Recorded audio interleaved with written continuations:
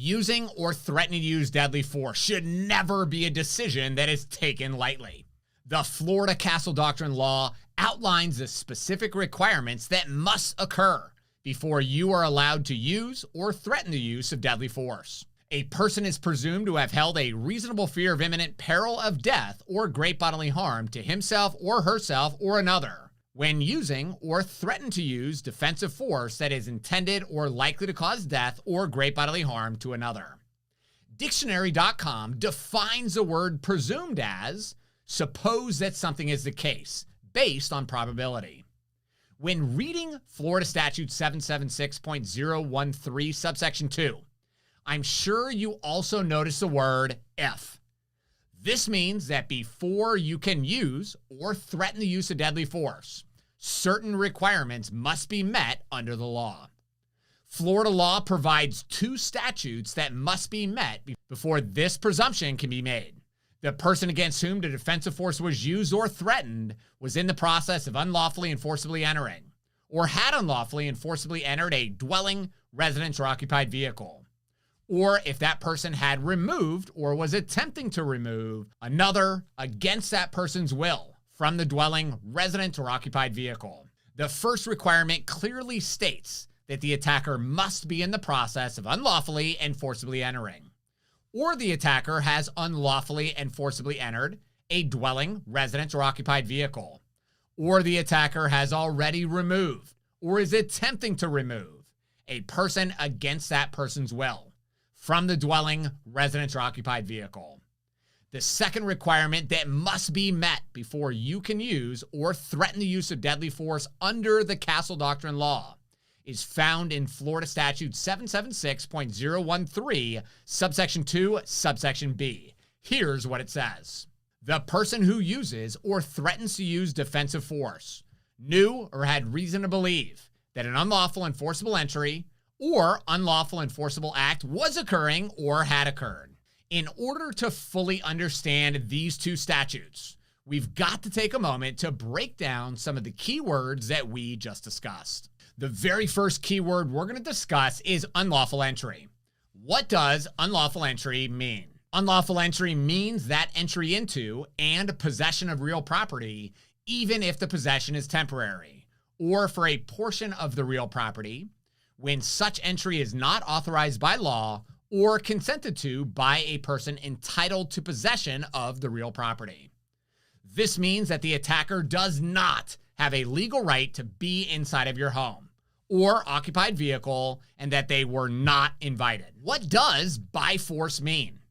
Unfortunately, I couldn't find a statutory definition for the term by force. However, I did find a definition for the term forcible entry.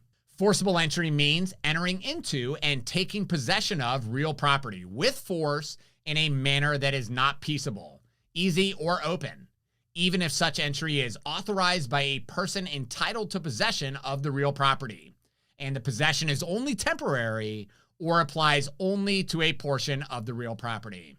In my opinion, entering a home by force would include kicking in a door, breaking a window, or even picking a lock. According to the Florida courts, this could also mean a door that is shut, but unlocked. However, if your sliding glass door was wide open and an attacker just walked right in, this would not be considered by force, and you would not have a right to use or threaten the use of deadly force according to the Castle Doctrine Law. What is a dwelling? Dwelling means a building or conveyance of any kind, including any attached porch, whether the building or conveyance is temporary or permanent, mobile or immobile, which has a roof over it, including a tent, and is designed to be occupied by people lodging therein at night. A dwelling could be your house, a hotel room, a camper, an RV, or even a tent, or any building designed for people to sleep in overnight. What is a residence? Residence means a dwelling in which a person resides either temporarily or permanently, or is visiting as an invited guest. One of the most common questions that I receive is, what if I'm invited to my brother or family member's house, maybe even a friend's house, and some bad guy kicks in the front door?